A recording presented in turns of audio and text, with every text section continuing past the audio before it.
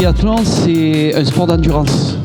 Eh bien, vous aussi, vous allez être là sur de l'endurance.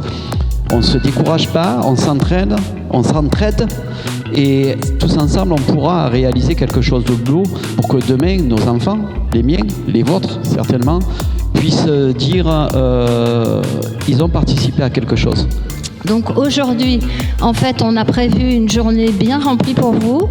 On va faire intervenir plusieurs marques qui sont déjà dans l'économie circulaire, sociale et solidaire. La première chose que j'ai vue en arrivant en Inde, à Tirupur, c'était des rivières d'ordures et de déchets textiles. Voilà.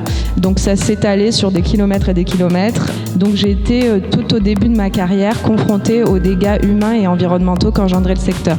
Donc derrière chaque vêtement qu'on porte, il faut comprendre que voilà ce qui se passe derrière. Prébentintion, c'est une asso marseillaise qui a été créée en 1999 et qui fait partie du mouvement Emmaüs. Ses 3 missions principales, c'est la collecte de dons textiles et accessoires de seconde main, le tri de ces dons qui se passent au siège à la Blancarde, et la revalorisation par la vente en boutique. Donc 3 boutiques en centre-ville de Marseille.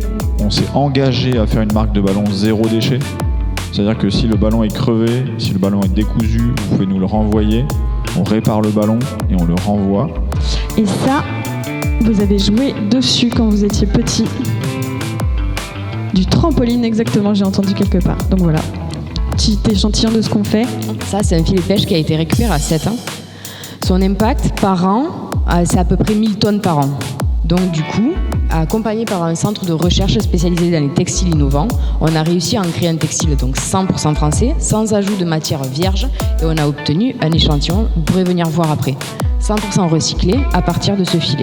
La matière prétexte que j'ai utilisée quand j'ai commencé ma marque en 2011, c'était la ceinture de sécurité. Grâce à la ceinture de sécurité, justement, le produit peut être décliné avec plein d'autres matières. Ici, c'est un peu un classique, vous avez de la voile de bateau. Ici, pour aller avec la voile de bateau, vous avez une combinaison de plongée néoprène. Ici, on est sur la partie transparente de la voile de planche à voile. Et là, la petite surprise, c'est du tapis de yoga. D'arriver à démocratiser ça, c'est pour moi l'un des enjeux d'aujourd'hui sur tout ce qui va être upcycling. Merci.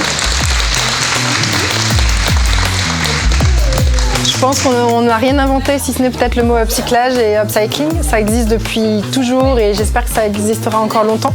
Oui, on a besoin encore et toujours de passer le flambeau et que les nouvelles générations continuent, mais ce que des générations avant nous avaient commencé.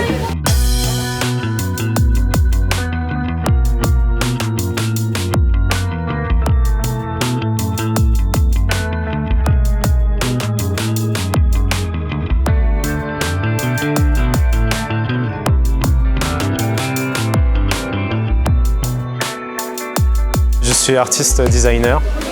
Moi, je me dirige plus vers la production de pièces uniques. Je les envisage un peu comme des sculptures. Ça peut être exposé et vendu comme objet d'art.